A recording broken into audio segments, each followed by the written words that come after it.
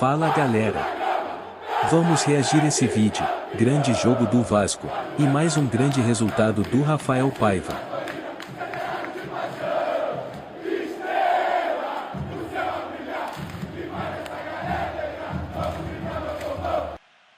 Que tá começando a ter um certo alívio. Quem tá em crise? Gol do Vasco. O Corinthians tá em crise? Ele gravou isso pra me zoar quando o Inter perdeu no Beira-Rio pro Vasco. Mas esqueceu que o próximo adversário era o Vasco. 2-0, teve lei do ex, teve gol de falta. Jogando muito, hein? E o Vasco tá jogando um futebol muito interessante nesse momento. Ó o Piton aqui, ó. Piton, você vem elogiando desde o Campeonato Carioca. Tá jogando muito, moleque. Você é louco, pai. Parabéns, tá jogando muito. Já o Corinthians...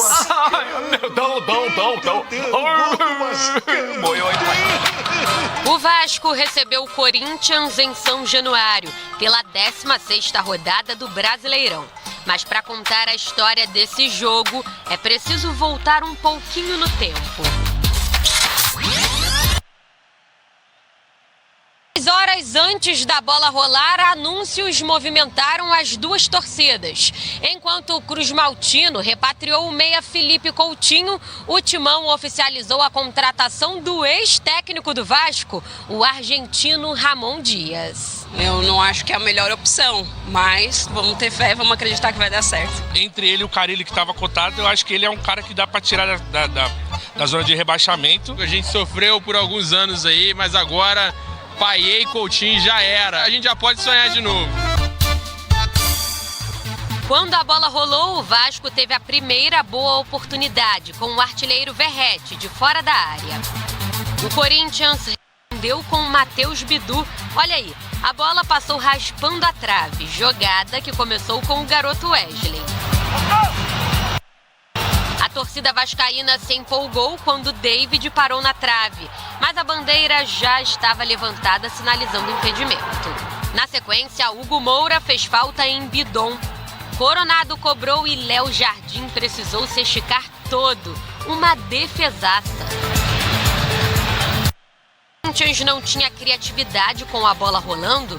O Vasco estava cedendo boas oportunidades para o adversário na bola parada. Bidu então levantou para Kaká na segunda trave. O zagueiro dividiu com Piton. O lateral ficou no chão e com muito sangue no rosto. Após essa cobrança de escanteio, Verratti pegou e Praxedes puxou o contra-ataque junto com Adson. A defesa do Corinthians conseguiu se recompor, mas Adson desperdiçou.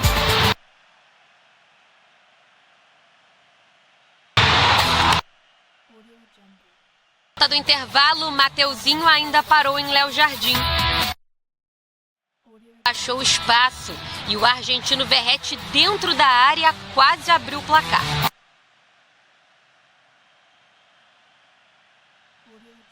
Saiu.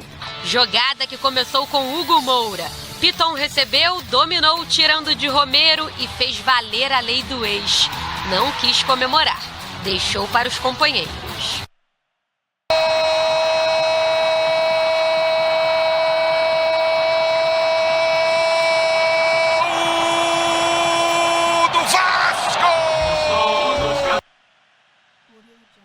Falando em lei do ex, Larouche apostou em Pedro Raul. Os donos queriam um segundo. Nos acréscimos, falta perigosa para o Vasco. Esforça fechou o caixão com esse golaço na gaveta. Não deu para Donelli. Forza bate! O goleiro do Corinthians mergulha com a mão para trás e ela entra no canto esquerdo para fazer o segundo do Vasco. 2-0 e fim de tabu. O Vasco voltou a vencer o Corinthians em São Januário depois de 14 anos. Amadurecendo, né? Acho que a gente está conseguindo controlar mais o jogo. E a nossa segurança é a confiança que a gente está tendo aí. Depois de 10 jogos, desse nível, me sinto cada vez mais preparado e mais pronto aí. O Coutinho ainda não estava em campo, mas a barreira virou baile. E para quem não entendeu, é melhor...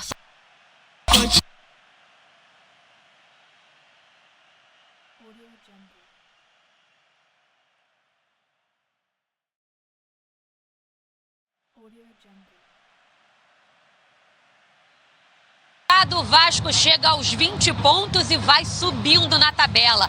É a terceira vitória consecutiva sob o comando do interino Rafael Paiva. Já o Timão segue na zona de rebaixamento com apenas 12 pontos. Sinal que Ramon Dias vai precisar trabalhar. Não falamos nada sobre o jogo hoje, ele preferiu deixar a preparação do jogo seguir como a gente já tinha estabelecido.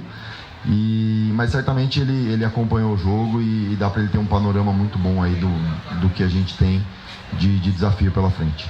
Já sobre o interesse no italiano.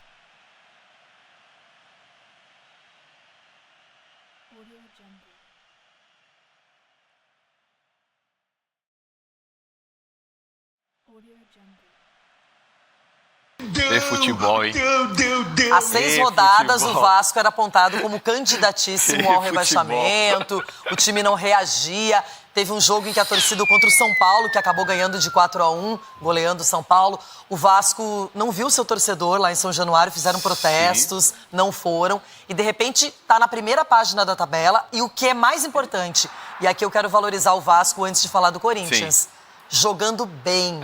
Jogando bem, conseguiu vencer o Inter lá no Beira-Rio, fora de casa, era um problema do Vasco. Vencia em casa, mas não fora. E ontem, mais uma vez, foi muito superior ao Corinthians. Loirão, você falou desse jogo do São Paulo, acho que foi nesse jogo que a torcida estava vaiando o aquecimento do Vasco. Vaiando já o aquecimento do Vasco, agora eles estão gritando arerê, arerê, o Corinthians vai jogar a Série B. E futebol como ele é dinâmico, né? Rodada após rodada, as coisas mudam demais para os clubes. A mudança, para mim, do Vasco, Loirão, tá na... eles passaram a acreditar que não dava para jogar só por uma bola.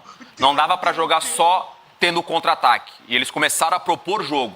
A partir desse momento, se eu não me engano, depois da goleada do Flamengo, que o Vasco acho que sentiu bastante esse golpe, sentiu bastante aquela derrota. Dali para frente o Vasco passou a jogar futebol. Não só ficar apanhando e tentando jogar no contra-ataque. Às vezes não acontecia o contra-ataque e era um jogo péssimo pro Vasco. Agora não, você citou aí. O Vasco tá jogando bem, a bola não tá queimando mais um pé, os caras estão propondo o jogo. E ontem ficou muito claro a superioridade do Vasco contra o Corinthians. E ontem, como o Vasco utilizou bem os dois laterais, tanto o Piton, nem vou falar pelo gol, né, que também foi definidor, mas porque ele combateu ali qualquer jogada de ataque. O Wesley muito apagado, sem espaço. E o Corinthians não tinha alternativas, tenta tirar o Yuri, coloca o Pedro Raul, tira o Romero, põe o Pedro Henrique. O elenco é limitado, o Corinthians é pressionado, é um time hoje sem confiança.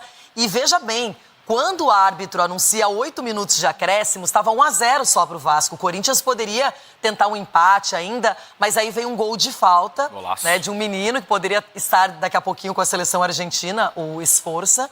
E é um jogador que no Vasco está crescendo também. Então eu vejo que hoje a resposta aparece em campo. O Corinthians vai ter que contratar e muito para ter uma perspectiva. A gente vê a gestão, obviamente o protagonista da gestão, que é o Pedrinho. Você vê o Pedrinho trabalhando muito, se expondo aí nas redes sociais, tentando ter o máximo de transparência possível com o torcedor vascaíno. Então ele está fazendo esse trabalho fora do campo.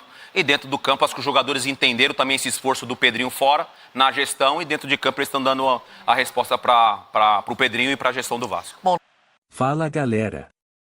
Grande vitória do Vasco, não poderiam ser melhor. Quebramos um tabu de 14 anos, o anúncio do Coutinho, o vascaíno está de lua de mel essa semana, só notícias boas, contratações chegando, só quero um zagueiro para ficar tranquilo até dezembro, o Vasco trazendo um zagueiro bom, fecha esse elenco e dá para brigar por muita coisa até o final do ano, inclusive a Copa do Brasil. Inscreva-se no canal, deixa o like, tamo junto. Saudações vascaínas.